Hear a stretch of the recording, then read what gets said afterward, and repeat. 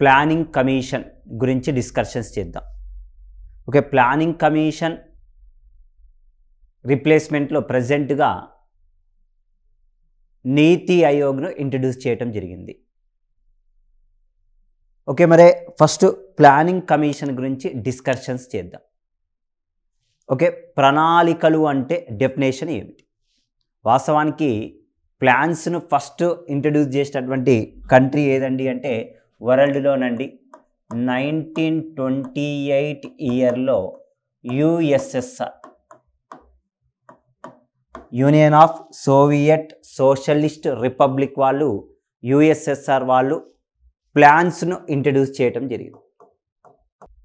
ప్రణాళికను ప్రారంభించిన మొదటి దేశం ఏదండి అంటే వరల్డ్లో ఫస్ట్ టైం ఏ కంట్రీ వాళ్ళండి దీన్ని ఇంట్రడ్యూస్ చేసిందండి అంటే యుఎస్ఎస్ఆర్.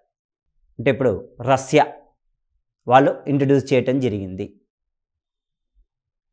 ఓకేనండి, మరి మన ఇండియాలో అంత ఈజీగా ప్లాన్స్ అనేటువంటివి ఇంట్రడ్యూస్ చేయటం జరిగిందా? మన ఇండియాలో ఆఫ్టర్ ఇండిపెండెన్సీ వచ్చిన తర్వాతనే ఇండియాలో ప్లానింగ్ కమిషన్ అనేటువంటిది ఇంట్రడ్యూస్ చేయటం జరిగింది. ఇండియాలో ప్లానింగ్ కమిషన్ ఇంట్రడ్యూస్ అయినటువంటి ఇయర్ 15th మార్చ్ 1915న ప్రణాళికా సంఘం ప్లానింగ్ కమిషన్ 15th మార్చ్ 1950వ సంవత్సరంలో ఏం ఏర్పాటు చేయటం జరిగిందండి అంటే ప్లానింగ్ కమిషన్, ప్రణాళికా సంఘము అనేటువంటిది ఏర్పాటు చేయటం జరిగింది. 1950 మార్చ్ 15న ప్రణాళికా సంఘం అనేటువంటిది ఏర్పాటు చేయటం జరిగింది. ఓకే, మరి ప్లానింగ్ కమిషన్ రీప్లేస్మెంట్లో ఏర్పాటు చేయబడింది ఏదండి అంటే దాని స్థానంలో ఏర్పాటు చేయటం జరిగిందండి అంటే నీతి ఆయోగ్ను ఏర్పాటు చేయటం జరిగింది.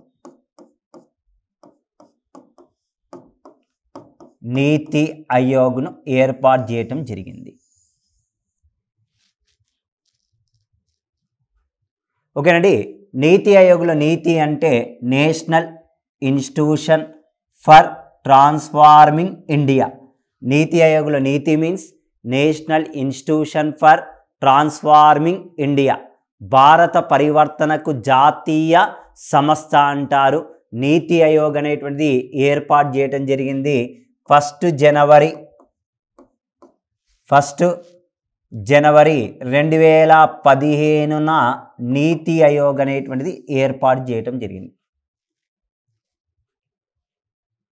ఓకే, మరి నీతి ఆయోగ్ దేనిని బేస్ చేసుకొని ఏర్పాటు చేశారు? ఓకే, నీతి ఆయోగ్ నండి చైనా కంట్రీలో ఉన్నటువంటి NDRCని బేస్ చేసుకొని ఏర్పాటు చేయటం జరిగింది. నేషనల్ డెవలప్మెంట్ రిఫార్మ్స్ కమిషన్ను బేస్ చేసుకొని, నేషనల్ డెవలప్మెంట్ రిఫార్మ్స్ కమిషన్ను బేస్ చేసుకొని చైనా దేశంలో ఉన్నటువంటి NDRCని బేస్ చేసుకొని నీతి ఆయోగ్ను ఏర్పాటు చేయటం జరిగింది. నీతి ఆయోగ్లో నీతి అంటే national institution for transforming India, భారత పరివర్తనకు జాతీయ సంస్థ అంటారు. మరి ఫస్ట్ ప్లానింగ్ కమిషన్ గురించి చూద్దాం. ఇండియాలో ప్లానింగ్ కమిషన్ ఇంట్రడ్యూస్ అయినటువంటి ఇయర్ ఎప్పుడండి అంటే 15th మార్చ్ 1950. ఇక్కడ ప్లానింగ్ కమిషన్ మీద ఎలా అడగటానికి ఛాయిస్ ఉందండి అంటే ఇండియాలో ప్లానింగ్ కమిషన్ ఇంట్రడ్యూస్ కాకముందుకు ప్లాన్స్ హిస్టరీ ఏంటి అని అడగటానికి ఛాయిస్ ఉంది. ప్రణాళికా సంఘం ఏర్పాటు కాకముందుకు అంటే బిఫోర్ ఇండిపెండెన్సీ ప్లాన్స్ యొక్క హిస్టరీ ఏమిటి? ఓకే, వరల్డ్లో ఫస్ట్ టైం ప్లానింగ్ కమిషన్ని ఇంట్రడ్యూస్ చేసినటువంటి ఫస్ట్ కంట్రీ ఏదండి అంటే యుఎస్ఎస్ఆర్ అనేటువంటిది చెప్పాను. అయితే మన ఇండియాలో కూడా ప్లానింగ్ కమిషన్ అంత ఈజీగా ఏర్పడలేదండి. కొంతమంది ఆర్థికవేత్తలు మరికొంత ప్రాధాన్యత కలిగినటువంటి వ్యక్తులు కొంతమంది బుక్స్ రాయటం జరిగిందండి.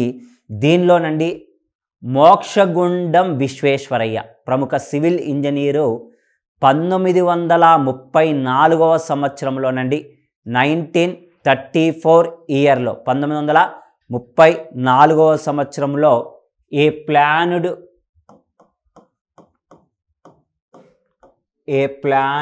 ఎకానమీ ఫర్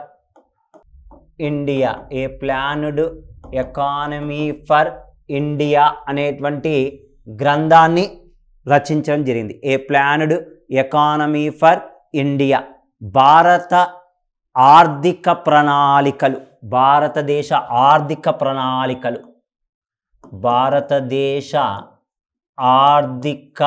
ప్రణాళికలు అనేటువంటి గ్రంథాన్ని రచించడం జరిగింది.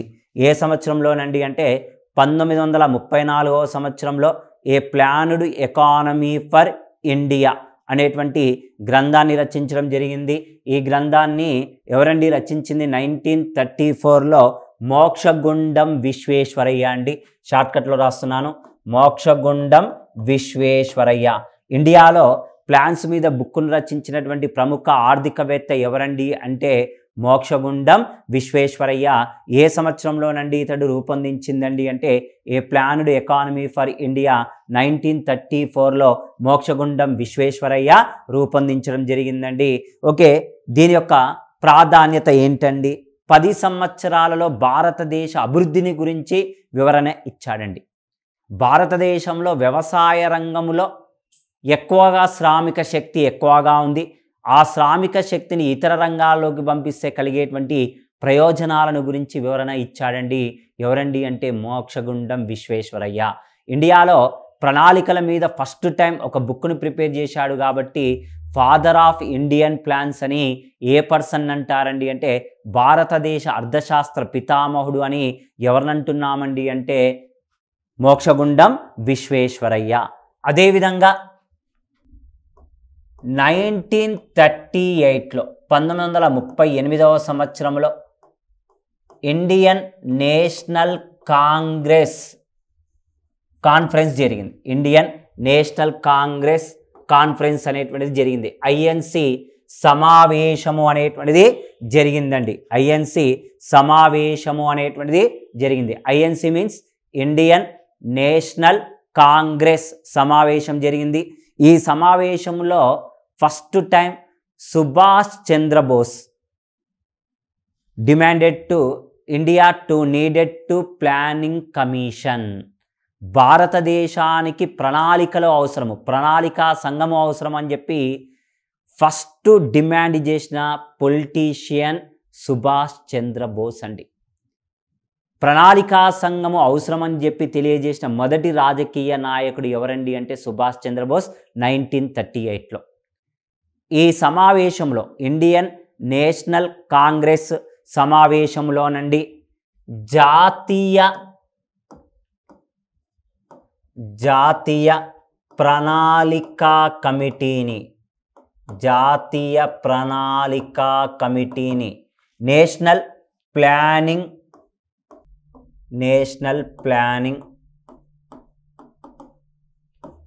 కమిటీని ఇంట్రడ్యూస్ చేయటం జరిగింది 1938లో. ఓకేనండి, 1938లో ఐఎన్సి సమావేశంలో జాతీయ ప్రణాళికా కమిటీని ఏర్పాటు చేయటం జరిగింది. ఈ నేషనల్ ప్లానింగ్ కమిటీకి చైర్పర్సన్ ఎవరండి అంటే జవహర్లాల్ నెహ్రూ అండి. జవహర్లాల్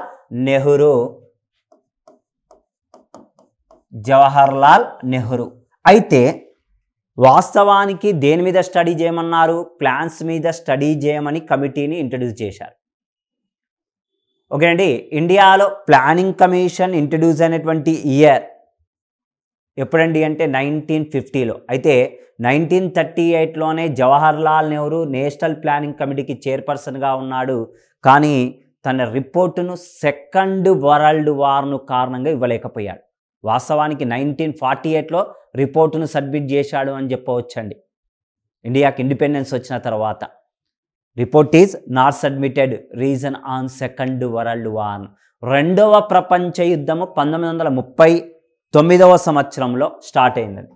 రెండవ ప్రపంచ యుద్ధము సెకండ్ వరల్డ్ వార్ 1939 ఇయర్లో సెకండ్ వరల్డ్ వార్,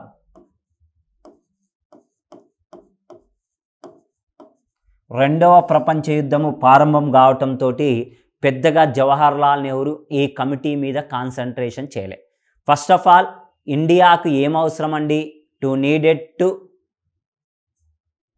ఇండిపెండెన్సీ అవసరం కాబట్టి పెద్దగా ఫోకస్ చేయలేదు.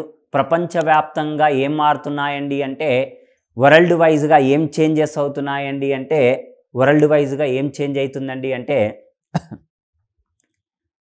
ఎక్కడ మార్పులు వస్తున్నాయండి అంటే రాజకీయంగా మార్పులు వస్తున్నాయి. ఇండియాకి స్వతంత్రము లేదు. ఫస్ట్ ఆఫ్ ఆల్ ఇండియాకి స్వతంత్రం రావాలి అని చెప్పి కాన్సన్ట్రేషన్ చేయడం జరిగింది. దీని మీద పెద్దగా ఫోకస్ చేయలేదు. ఆ తరువాత 1943-44 ఇయర్స్లో 43-44 ఆర్థిక సంవత్సరాలలో 8 మెంబర్స్ 8 మంది పారిశ్రామికవేత్తలు కలిసి 8 మంది పారిశ్రామికవేత్తలు కలిసి బాంబే ప్లానును రూపొందించడం జరిగింది. 8 మంది పారిశ్రామికవేత్తలు కలిసి బాంబే ప్లానును రూపొందించడం జరిగింది. టోటల్గా ఎంతమంది అండి అంటే 8 మెంబర్స్ కలిసి ఏం రూపొందించడం జరిగిందండి అంటే 8 మంది కలిసి బాంబే ప్లాన్ను రూపొందించడం జరిగింది. ఏ ఇయర్లోనండి అంటే 1943-44 ఇయర్స్లో 8 మెంబర్స్ ఇండస్ట్రియల్ పర్సన్స్ ప్రిపేర్ చేసినటువంటి బుక్ ఏదండి అంటే బాంబే ప్లాన్ను రూపొందించడం జరిగింది. ఏ ఇయర్లోనండి అంటే 1943-44 ఇయర్స్లో బాంబే ప్లాన్ను రూపొందించారు. ఈ 8 మంది ఎవరుంటారు? టాటా, జేఆర్డి టాటా, బిర్లా, జాన్ మత్తాయా, షరీఫ్, శ్రీరామ్ లాల్, పురుషోత్తం దాస్, ఓకేనండి, పురుషోత్తం దాస్, కస్తూరిబాయ్, దలాల్, వీళ్ళందరూ కూడా దేనిలోనండి అంటే బాంబే ప్లాన్లో కలిసి రాశారు.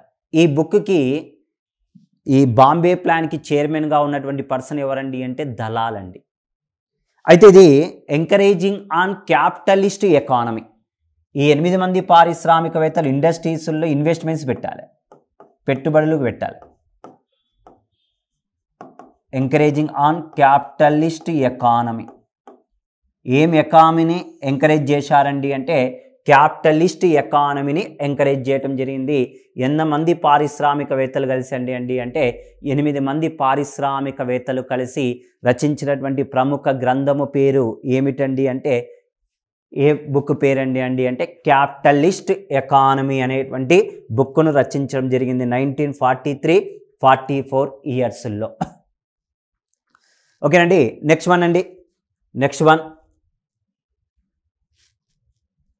1944-45 ఇయర్స్లో 44-45 ఆర్థిక సంవత్సరాలలోనండి బాంబే ప్లాన్లో ఎంకరేజింగ్ ఆన్ క్యాపిటలిస్ట్ ఎకానమీ అని చెప్పాను. పెట్టుబడిదారీ వర్గాన్ని ప్రోత్సహించారు, పరిశ్రమల్లో పెట్టుబడులు. అయితే India based on agriculture country. భారతదేశము ఎటువంటి ఆర్థిక వ్యవస్థ గల దేశం అండి అంటే వ్యవసాయ ఆధారిత దేశం అండి. భారతదేశము ఎటువంటి ఆర్థిక వ్యవస్థ కలిగి ఉందండి అంటే వ్యవసాయ ఆధారిత దేశంగా చెప్పవచ్చు. 1944-45 ఇయర్స్లో మరి బాంబే ప్లాన్కి వ్యతిరేకంగా Gandhi student S N Agarwal means Shriman Narayan Agarwal అండి. ఎస్ఎన్ అగర్వాల్ గాంధీ కాన్సెప్ట్లతోటి, గాంధీ ప్రిన్సిపల్స్ తోటి, గాంధీ యొక్క సిద్ధాంతాలతోటి గాంధీయన్ ప్లాన్, గాంధీ ప్రణాళికను రూపొందించాడు. Gandhian plan prepared by SN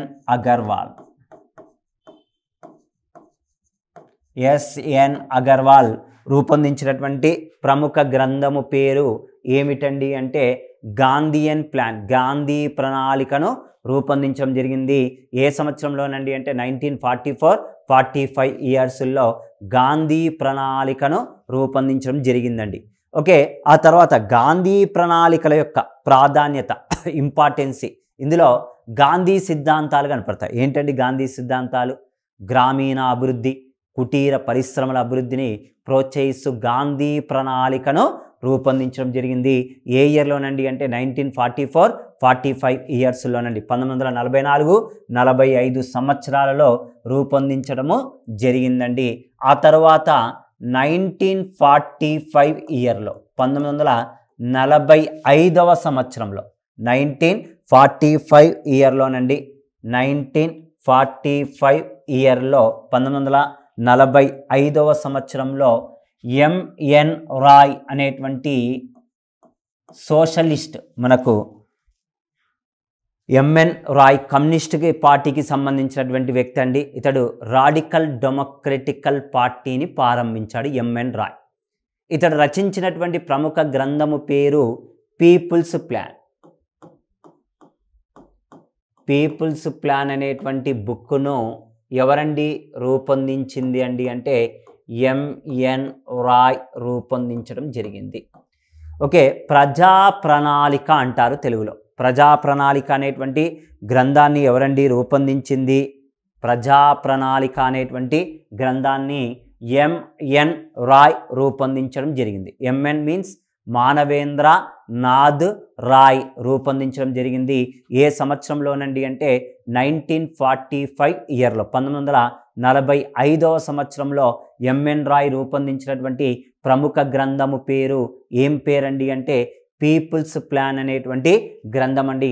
ఏ సంవత్సరంలోనండి ఇతడు రూపొందించింది అండి అంటే 1945 ఇయర్లో రూపొందించడం జరిగింది. 1945వ సంవత్సరంలో ఎంఎన్ రాయ్ రూపొందించినటువంటి ప్రముఖ గ్రంథము పేరు ఏమిటండి అంటే పీపుల్స్ ప్లాన్. ఏ ఇయర్లోనండి రూపొందించింది అండి అంటే 1945 ఇయర్లో ఎంఎన్ రాయ్ రూపొందించాడు. ఇందులో పీపుల్స్ ప్లాన్ బుక్లో ఎంకరేజింగ్ ఆన్ సోషలిస్ట్ ఎకానమీ, సామ్యవాద ఆర్థిక వ్యవస్థను రూపొందించాడు. సామ్యవాద ఆర్థిక వ్యవస్థ అంటే ఏందండి? ఒక ఆర్థిక వ్యవస్థలో వస్తు సేవల మీద ఎవరు పెట్టుబడులు పెట్టాలండి అంటే కేవలము ప్రభుత్వ రంగము మాత్రమే పెట్టుబడులు పెట్టాలి. Goods and services under public sector control, that types of economy is called socialist ఎకానమీగా చెప్పవచ్చు. వస్తు సేవల మీద ఎవరు పెట్టుబడులు పెట్టాలండి అంటే కేవలము ప్రభుత్వ రంగము మాత్రమే పెట్టుబడులు పెట్టాలి. ప్రైవేట్ వారికి అవకాశం ఉంటుందా అంటే ఉండదండి. అటువంటి ఆర్థిక వ్యవస్థని ఏమంటారండి అంటే సోషలిస్ట్ ఎకానమీ అని చెప్తారండి. ఈ సోషలిస్ట్ ఎకానమీని ఎంకరేజ్ చేస్తూ పీపుల్స్ ప్లాన్ అనేటువంటి బుక్ను రచించాడు. ఆ తర్వాత ఇండియాకి స్వతంత్రము వచ్చిన తర్వాత, భారతదేశానికి స్వతంత్రం వచ్చిన తర్వాత 1950 ఇయర్లో, 1950వ సంవత్సరంలోనండి, 1950 ఇయర్స్లో ఇండియాకి స్వతంత్రం వచ్చిన తర్వాత 1950వ సంవత్సరంలో 1950 ఇయర్లో ఇండియాకి స్వతంత్రము వచ్చిన తర్వాత, భారతదేశానికి స్వతంత్రము అనేటువంటిది వచ్చిన తర్వాత జయప్రకాష్ నారాయణ సర్వోదయ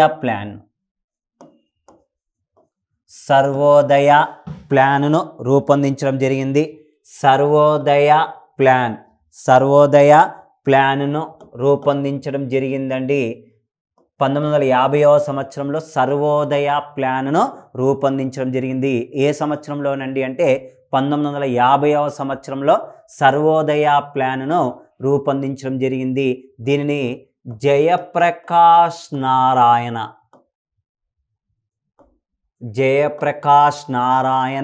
రూపొందించడం జరిగింది.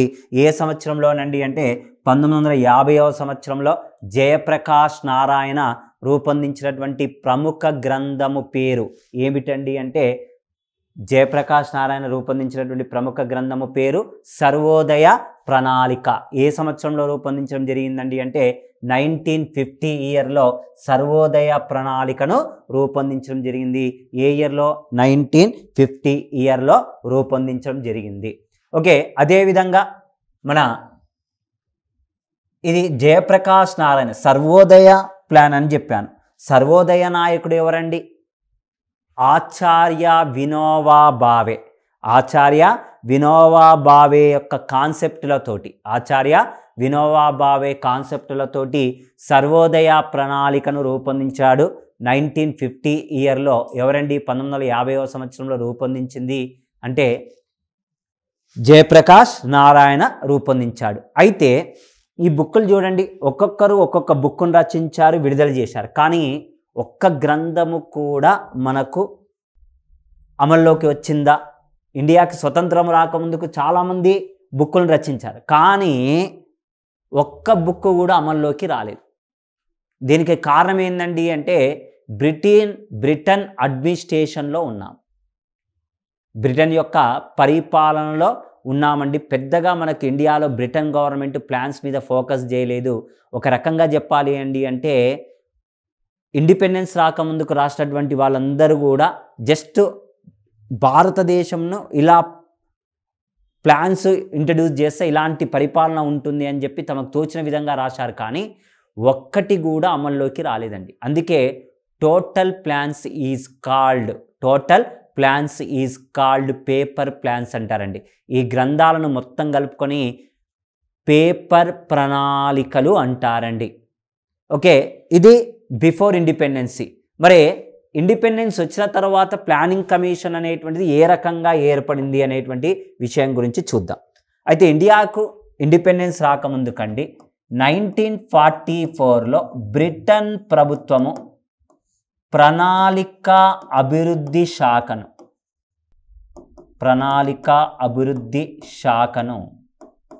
1944లో ఏర్పాటు చేశారు. ఓకే అండి. డిపార్ట్మెంట్ ఆఫ్ ప్లానింగ్ బోర్డును ఇంట్రడ్యూస్ చేయటం జరిగింది. Department of planning board introduced by Britain government in 1944. ప్రణాళిక అభివృద్ధి శాఖను బ్రిటన్ గవర్నమెంట్ ఏర్పాటు చేసింది. దీనికి అధ్యక్షుడు దలాల్ అండి. దలాల్ని సెలెక్ట్ చేశారు. ఇంతకుముందు బాంబే ప్లాన్లో చెప్పుకున్నాను, బాంబే ప్లాన్కి చైర్మన్, దీనికి కూడా చైర్మన్గా దలాల్ను నియమించారు. కానీ జస్ట్ నామినల్గానే వర్క్ చేసింది, కానీ వాస్తవానికి జస్ట్ ఏర్పాటు చేస్తున్నానన్నారు, దానికి చైర్మన్ని ప్రకటన చేశారు, కానీ వాస్తవ రూపం మాత్రం రాలేదు. మరి ఇండియాలో ప్లానింగ్ కమిషన్ ఎలా ఏర్పడింది ఏంటి అనేటువంటిది చూద్దామండి. భారతదేశంలోనండి 1946 సెప్టెంబర్ 2వ తేదీన 1946 సెప్టెంబర్ 2వ తేదీన అండి ఇండియాలో టెంపరవరీ గవర్నమెంట్ను ఫామ్ చేయటం జరిగింది. 1946 సెప్టెంబర్ 2వ తేదీన తాత్కాలిక ప్రభుత్వము అనేటువంటిది, టెంపరవరీ గవర్నమెంట్ అనేటువంటిది ఫార్మేషన్ చేయటం జరిగింది. తాత్కాలిక ప్రభుత్వాన్ని ఏర్పాటు చేయటం జరిగింది. ఏ ఇయర్లోనండి అంటే 1946 సెప్టెంబర్ 2వ తేదీన 1946 సెప్టెంబర్ 2వ తేదీన అండి భారతదేశంలో తాత్కాలిక ప్రభుత్వాన్ని ఇంట్రడ్యూస్ చేయటం జరిగింది. మధ్యంతర ప్రభుత్వం అంటారు, ఇంటరిమ్ గవర్నమెంట్ ఇంట్రడ్యూస్ చేయటం జరిగింది.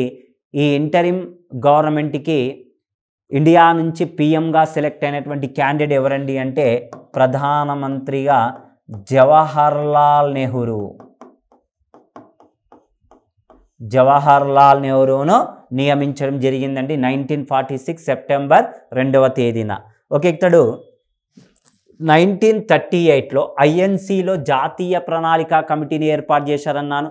దానికి అధ్యక్షుడు జవహర్లాల్ నెహ్రూ, కానీ తన రిపోర్ట్ని ఇవ్వలేకపోయాడు. కారణం ఏంటండి అంటే సెకండ్ వరల్డ్ వార్. బట్ ఇక్కడ ఇండియాకి పిఎంగా సెలెక్ట్ చేశారు టెంపరవరీగా జవహర్లాల్ నెహ్రూని. దీంతో ఇక్కడ ప్లాన్స్ మీద కొంతవరకు ఆలోచన చేశాడండి. చేసి 1946 ఇయర్లో Jawaharlal Nehru high level advisory planning board introduced by 1946 introduced by Jawaharlal Nehru in 1946. High level advisory planning బోర్డును 1946వ సంవత్సరంలో ఏర్పాటు చేయడం జరిగింది. దీనినే తెలుగులో జాతీయ ప్రణాళిక సలహా ఉన్నత మండలిని ఏర్పాటు చేయటం జరిగింది. జాతీయ ప్రణాళిక సలహా ఉన్నత మండలిని ఏర్పాటు చేయటం జరిగింది. ఏ ఇయర్లోనండి అంటే 1946లో 1946వ సంవత్సరంలో ఏర్పాటు చేయటం జరిగింది. హై లెవెల్ అడ్వైజరీ ప్లానింగ్ బోర్డును ఇంట్రడ్యూస్ చేయటం జరిగింది. ఏ ఇయర్లో 1946లో. మరి ఈ high level advisory planning board జాతీయ ప్రణాళికా సలహా ఉన్నత మండలిని ఏర్పాటు చేశారు. దీనికి అధ్యక్షుడిగా కేసీ నియోగి. మనందరికీ ఐడియా ఉంది కేసీ నియోగి ఎవరండి? ఫైనాన్స్ కమిషన్ యొక్క ఫస్ట్ చైర్పర్సన్, మొదటి ఫైనాన్స్ కమిషన్ చైర్మన్ అండి. కేసీ నియోగిని ఏర్పాటు చేయటం జరిగింది. 1946లో కేసీ నియోగిని ఏర్పాటు చేయటం జరిగిందండి. ఈ కేసీ నియోగి అండి ప్రణాళికల మీద అధ్యయనం చేస్తూ ఇలా కమిటీలు కాదండి, పూర్తి స్థాయిలో ప్రణాళికా సంఘాన్ని ఏర్పాటు చేయండి, ప్లానింగ్ కమిషన్ ఇంట్రడ్యూస్ చేయమని చెప్పి అడ్వైజ్ చేశాడు. 1948లో సలహాలను ఇచ్చాడు.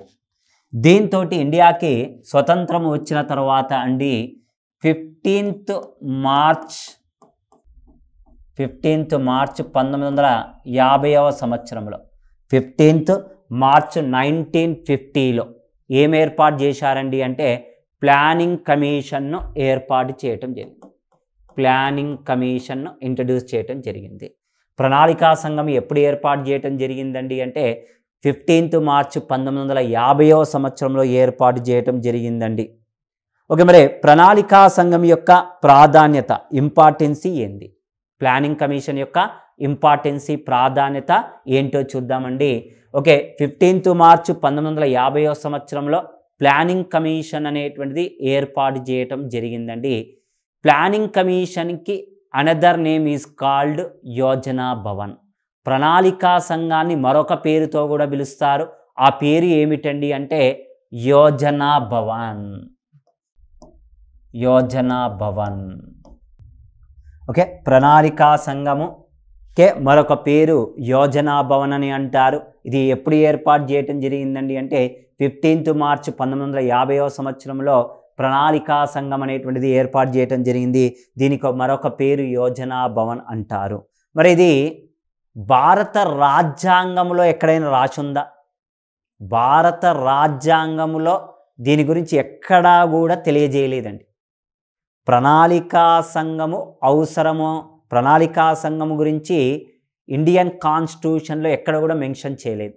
కాబట్టి ఇది రాజ్యాంగేతర హోదా కలిగిన సంస్థ. ఇండియన్ కాన్స్టిట్యూషన్లో దీని గురించి ఎక్కడ కూడా ప్రస్తావన లేదు. కాబట్టి ఎలా వచ్చిందండి అంటే ఎక్స్ట్రాగా వచ్చింది. రాజ్యాంగేతర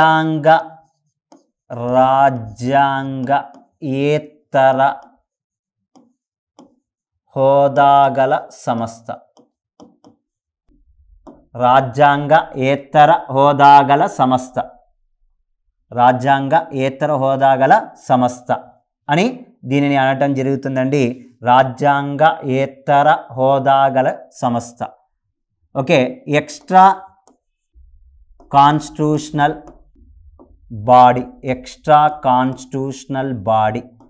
రాజ్యాంగేతర హోదాగల సంస్థ అంటారు. ఇది ఇండియన్ కాన్స్టిట్యూషన్లో ఎక్కడా కూడా మెన్షన్ చేయలేదు.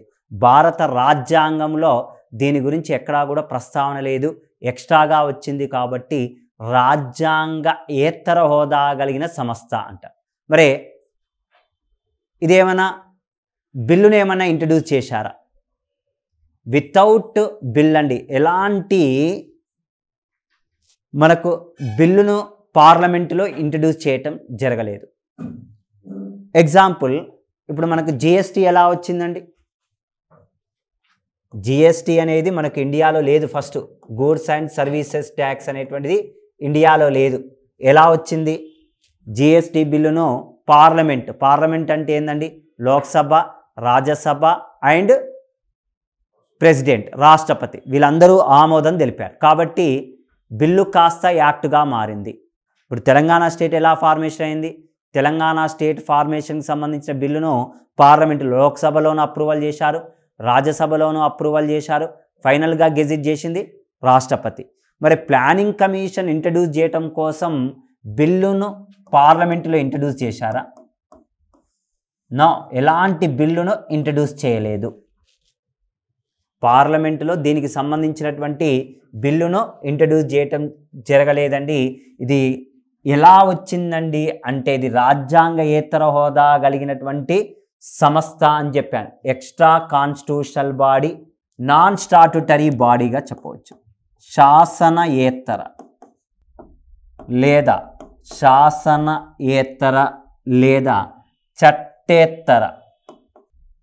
చట్టేతర హోదా గల సంస్థగా చెప్పవచ్చు.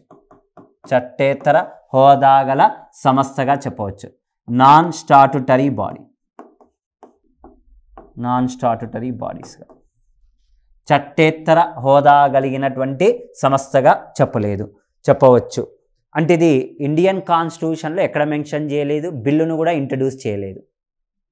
మరి ఎలా వచ్చింది ఇది? Planning commission approval by central cabinet ministers. Approval by central cabinet ministers. ప్రణాళికా సంఘమును కేంద్ర క్యాబినెట్ మంత్రుల తీర్మానం ద్వారా ఏర్పాటు చేయటం జరిగింది. కేంద్ర మంత్రిమండలి తీర్మానం ద్వారా, కేంద్ర మంత్రిమండలి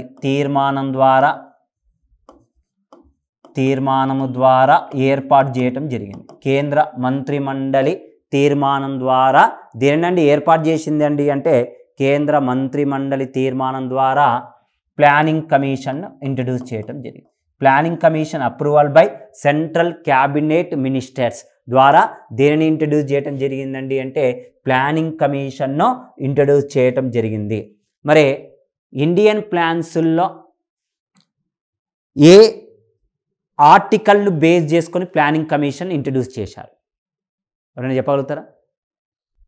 ఆర్టికల్ 38లో improve to public welfare schemes అని ఉంటాయి. భారత రాజ్యాంగంలోనండి అధికరణ ఆర్టికల్ 38 ప్రకారం ప్లానింగ్ కమిషన్ ఇంట్రడ్యూస్ చేయటం జరిగింది. ప్లానింగ్ కమిషన్ ఇందులో ఆర్టికల్ 38లో ఏముంటుందండి? ప్రజా సంక్షేమంకి సంబంధించిన పథకాలను ప్రవేశపెట్టమని ఉంటుంది. Improve to public welfare schemes, ప్రజా సంక్షేమమైన పథకాలను ప్రవేశపెట్టాలని ఉంటుందండి. Improve to public welfare schemes దాన్ని బేస్ చేసుకొని ఏం ఇంట్రడ్యూస్ చేయటం జరిగిందండి అంటే ప్లానింగ్ కమిషన్ను ఇంట్రడ్యూస్ చేయటం జరిగింది. మీ అందరికీ డౌట్ రావచ్చు, సార్ వితౌట్ కాన్స్టిట్యూషన్ బాడీ కదా, ఆర్టికల్ 39 అంటున్నారు అని అనొచ్చు. ఆర్టికల్ 39 అనేది ప్రాథమిక హక్కు, ఆదేశిక సూత్రాలు కంపల్సరీ పాటించాలని ఉందా? లేదు. ఆర్టికల్ 38లో improve to public welfare schemes ఉన్నాయి. ప్రజా సంక్షేమమైన పథకాలను ప్రవేశపెట్టండి అని ఉంది. దానికి అనుకూలంగా ప్రవేశపెట్టారు. ఇండైరెక్ట్గా వచ్చింది. డైరెక్ట్గా ప్లానింగ్ కమిషన్ ఇంట్రడ్యూస్ చేయమని చెప్పి ఎక్కడా కూడా లేదండి. ఆర్టికల్ 38కి బేస్ చేసుకునే ప్లానింగ్ కమిషన్ అనేటువంటిది ఇంట్రడ్యూస్ చేయటం జరిగిందండి. మరి ప్లాన్స్ ఏం చేస్తుంది? ప్రణాళికా సంఘము అనేటువంటిది ఏం ప్రిపేర్ చేస్తుందండి అంటే ప్లాన్స్ను ప్రిపేర్ చేస్తుంది. ఇది only advisory body. Planning commission అనేటువంటిది కేవలము సలహాలను మాత్రమే ఇస్తుంది. To given only advisers. ఈ అడ్వైజర్స్ను కంపల్సరీ ఇంప్లిమెంటేషన్ చేయాలని ఉందా, అమలు జరపాలని ఉందా అండి అంటే అమలు చేయాలని మాత్రం ఎక్కడా కూడా లేదండి. అడ్వైజర్స్ ఇస్తుంది, చేస్తే చేయొచ్చు లేకుంటే లేదు. ఓకే, మరి ప్లానింగ్ కమిషన్ ఏం చేస్తుందండి అంటే అడ్వైజర్స్ ఇస్తుందని చెప్పాను. అండ్ ప్రిపేర్ టు ప్లాన్స్, ప్రణాళికలను రూపొందిస్తుంది కూడా. Plans prepared by planning commission. ఈ ప్లాన్స్ అప్రూవల్ బై, ప్లాన్స్ను ఆమోదం తెలిపేది. Plans approval by NDC, national development council. National development council. జాతీయ అభివృద్ధి మండలి.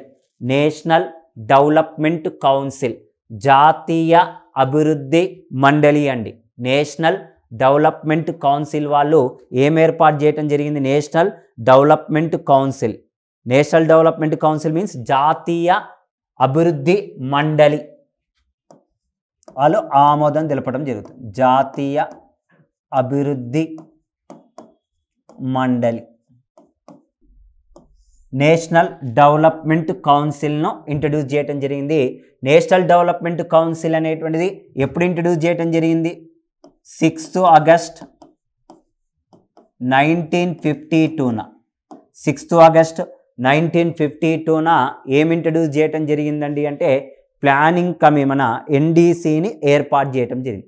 Plans prepared by planning commission, plans approval by NDC. NDC means national development council, జాతీయ అభివృద్ధి మండలి. ఎప్పుడు ఏర్పాటు చేయడం జరిగిందండి అంటే 6 ఆగస్టు 1952న ఏర్పాటు చేయడం జరిగింది. మరి NDC యొక్క ఇంపార్టెన్స్, ప్రాధాన్యత ఏమిటండి అంటే ప్లాన్స్ ప్రిపేర్ చేసే ప్లాన్స్ను అప్రూవల్ చేస్తుంది. NDC also extra constitutional body, రాజ్యాంగేతర హోదా కలిగిన సంస్థ. రాజ్యాంగేతర హోదా గల సంస్థ, extra constitutional body. Extra constitutional body and non statutory body. రాజ్యాంగేతర హోదా కలిగినటువంటి సంస్థ మరియు శాసనేతర హోదా కలిగిన సంస్థ. శాసనేతర హోదా గల సంస్థ. ఓకే, రెండిటి క్యారెక్టర్ ఒకేలాగా ఉన్నాయి. ప్లాన్స్ను ఫైనల్గా అప్రూవల్ చేసేది ఎవరండి అంటే NDC. ఇండియాలో 12th ప్లాన్ అప్రూవల్ బై 12వ ప్రణాళికను ఆమోదం తెలిపింది ప్రణాళికా సంఘము, NDC, నీతి ఆయోగ్, ఎలక్షన్ కమిషన్. ఎవరండి? ప్లాన్స్ను అప్రూవల్ చేసేది ఎవరు? NDC. 12th plan also approval by NDC. 12వ ప్రణాళికను కూడా ఆమోదం తెలిపింది ఎవరండి అంటే NDCనే. 5th ప్లాన్ అప్రూవల్ బై NDCనే. 1st ప్లాన్ అప్రూవల్ బై NDCనే. మరి ప్లానింగ్ కమిషన్లోను NDCలోను మెంబర్స్ కూడా సేమ్గా ఉంటారు. ప్లానింగ్ కమిషన్ అండ్ NDCలో కూడా సభ్యులు ఒకే రకంగా ఉంటారు. ప్లానింగ్ కమిషన్ అండ్ NDCలో మెంబర్స్ ఒకే రకంగా ఉంటారు. ప్లానింగ్ కమిషన్లోను NDCలోను మెంబర్స్ అనేటువంటి వాళ్ళు ఒకే రకంగా ఉంటారు. ఇక్కడ కనుక చూసుకున్నట్లయితే ప్లానింగ్ కమిషన్ అండ్ NDCకి చైర్మన్ అధ్యక్షుడు PMగా ఉంటాడు. ఇక్కడ కూడా చైర్మన్ ఎవరండి అంటే సేమ్ పర్సన్, PMఏ. ప్రధానమంత్రి ఉంటాడు. ఓకే, ప్లానింగ్ కమిషన్కి చైర్మన్ ప్రధానమంత్రి అండి. ప్రధానమంత్రి ఉంటాడు. ఇక్కడ మొదటి ప్రధానమంత్రి ఎవరండి ఇండియాకి?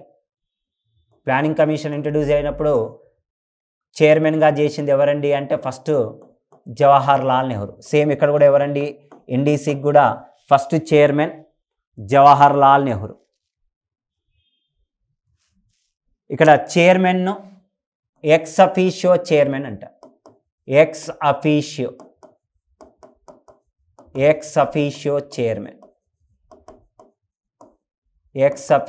చైర్మన్ అంట. ఎక్స్ అఫీషియో చైర్మన్ మీన్స్ నామమాత్రపు అధికారి అండి. ప్లానింగ్ కమిషన్లో ఉన్నటువంటి చైర్మన్ నామినల్ పవర్స్ ఉంటాయి. ఫస్ట్ చైర్మన్ ఎవరండి అంటే జవహర్ లాల్ నెహ్రూ. మరి ఇప్పుడు ప్లానింగ్ కమిషన్ లేదు, NDC లేదు. లాస్ట్ చైర్మన్ ఎవరండి? చివరి అధ్యక్షుడు ఎవరండి అంటే నరేంద్ర మోడీ.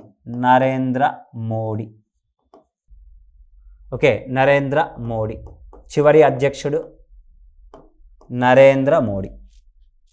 ఓకే, ప్లానింగ్ కమిషన్కి ఎన్డీసీకి. మరి ప్లానింగ్ కమిషన్ అండ్ ఎన్డీసీకి వైస్ చైర్మన్ కూడా ఉంటాడు. వైస్ చైర్మన్ ఉంటాడు. వైస్ చైర్మన్ అనేటువంటి వాడు ఉంటాడు ప్లానింగ్ కమిషన్లోను ఎన్డీసీలోను. ఉపాధ్యక్షుడు ఇక్కడ రియల్ ఎగ్జిక్యూటివ్ పర్సన్, వాస్తవ అధికారి. రియల్ ఎగ్జిక్యూటివ్ పర్సన్ ఎవరండి అంటే ప్లానింగ్ కమిషన్కి ఎన్డీసీకి ఎవరండి వాస్తవ అధికారిగా చేసింది ఎవరండి అంటే ఇక్కడ ఫస్ట్ వైస్ చైర్మన్గా చేసింది గుల్జరీలాల్ నందా. మీ అందరికీ ఐడియా ఉండొచ్చు గుల్జరీలాల్ నందా యొక్క ఇంపార్టెన్స్ ఏందండి. ఫస్ట్ ప్లాన్కి వైస్ చైర్మన్ ఎవరండి? గుల్జరీలాల్ నందా. గుల్జరీలాల్ నందా యొక్క ప్రాధాన్యత ఏమిటండి అంటే 1964లో మే 27న 1964 మే 27న జవహర్లాల్ నెహ్రూ, 1966 జనవరి 11న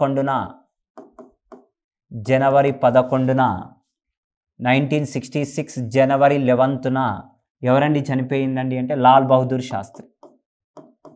పిఎంగా ఉంటూ ఇద్దరు కూడా డెత్ అయ్యారు. 1964 మే 27న జవహర్లాల్ నెహ్రూ, 1966 జనవరి 11న లాల్ బహదూర్ శాస్త్రి చనిపోయారు. ఈ ఇద్దరు చనిపోయినటువంటి సమయంలో టెంపరవరీ పిఎంగా, యాక్టివ్ పిఎంగా, ఇంటరిమ్ పిఎంగా చేసేటువంటి పర్సన్. ఓకే, తాత్కాలిక ప్రధానిగా చేసింది ఎవరండి అంటే గుల్జరీలాల్ నందా. 2 సందర్భాలలో చేశాడు. అదేవిధంగా మరి ఇప్పుడు ప్లానింగ్ కమిషన్కి ఎన్డీసీకి చివరి ఉపాధ్యక్షుడు ఎవరు? చివరి ఉపాధ్యక్షుడు వైస్ చైర్మన్ ఎవరండి అంటే మాంటెక్ సింగ్ అహుల్వాలియా. మాంటెక్ సింగ్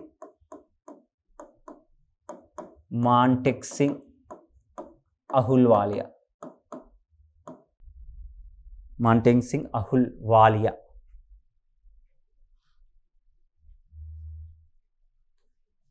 చివరి ఉపాధ్యక్షుడిగా చేశాడు. చివరి ఉపాధ్యక్షుడిగా చేయటం జరిగింది. ఓకేనండి, ప్లానింగ్ కమిషన్ అండ్ ఎన్డీసీ. అయితే ప్లానింగ్ కమిషన్కి ఎన్డీసీలో ఇద్దరిట్లలో ఇప్పుడు మెంబర్స్ గురించి మనం రాయాల్సిన అవసరం లేదు. ఎందుకండి planning commission and NDC cancel అయింది. అదర్ మెంబర్స్ గురించి రాయాల్సిన అవసరం లేదు. కాకపోతే ఎన్డీసీలో స్టేట్ సీఎంస్ మెంబర్స్గా ఉన్నారు. ఓన్లీ ఎన్డీసీలోనే రాష్ట్రాల ముఖ్యమంత్రులు, స్టేట్ సీఎంస్, రాష్ట్రాల ముఖ్యమంత్రులు, స్టేట్ సీఎంస్, రాష్ట్రాల ముఖ్యమంత్రులు మెంబర్స్గా ఉన్నారు. ఇది ప్లానింగ్ కమిషన్కి స్టేట్ గవర్నమెంట్కి మధ్యవర్తి వలె పనిచేస్తుందండి. ప్లానింగ్ కమిషన్కి స్టేట్ గవర్నమెంట్కి ప్లానింగ్ కమిషన్కి మీడియేటర్ వర్క్, మధ్యవర్తి వలె చేసేది ఎవరండి అంటే ఎన్డీసీ.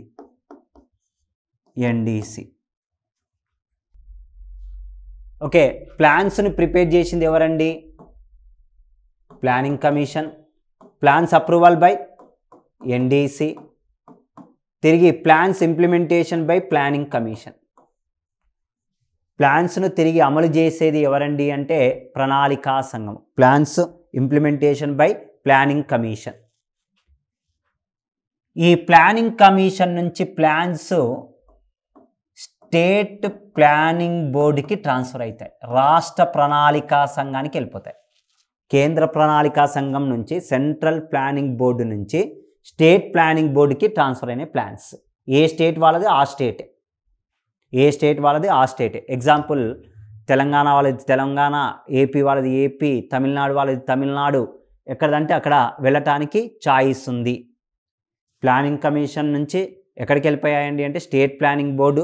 స్టేట్ ప్లానింగ్ బోర్డు నుంచి డిస్ట్రిక్ట్ ప్లానింగ్ బోర్డులోకి ప్లాన్స్ వెళ్ళిపోయాయి. డిస్ట్రిక్ట్ ప్లానింగ్ బోర్డు జిల్లా ప్రణాళికా సంఘానికి వెళ్ళిపోయాయి. ప్లానింగ్ కమిషన్ నుంచి state planning board, state planning board నుంచి డిస్ట్రిక్ట్ ప్లానింగ్ బోర్డుకి వెళ్ళిపోయాయి. ఓకేనండి, మరి ఇది ఏ లిస్ట్లో ఉండటానికి అవకాశం ఉంది? ఏ జాబితాలో ఉంటుంది? కాంకరెంట్ లిస్ట్, ఉమ్మడి జాబితాలో ఉంది. ప్లానింగ్ కమిషన్ ఏ జాబితా కింద పరిగణించవచ్చండి అంటే కాంకరెంట్ లీస్ట్. ఎందుకండి కేంద్రము ఉంది, రాష్ట్రము ఉంది, ఉమ్మడి జాబితా కిందనే ఉంటుంది. ప్లానింగ్ కమిషన్కి చైర్మన్ ఎవరండి? ప్రణాళికా సంఘానికి అధ్యక్షుడు పిఎం ప్రధానమంత్రి. స్టేట్ ప్లానింగ్ బోర్డుకి చైర్మన్గా సీఎం ఉంటాడు. మరి డిస్ట్రిక్ట్ ప్లానింగ్ బోర్డుకి చైర్మన్ కలెక్టర్ అని కొన్ని బుక్కుల్లో ఉంది, కానీ కలెక్టర్ కాదండి, జెడ్పీ చైర్మన్ అండి. జిల్లా పరిషత్ చైర్మన్, జెడ్పీ చైర్మన్ ఉంటాడు. జెడ్పీ చైర్మన్ ఉంటాడండి. జెడ్పీ చైర్మన్ చేస్తాడు. ఓకే అండి.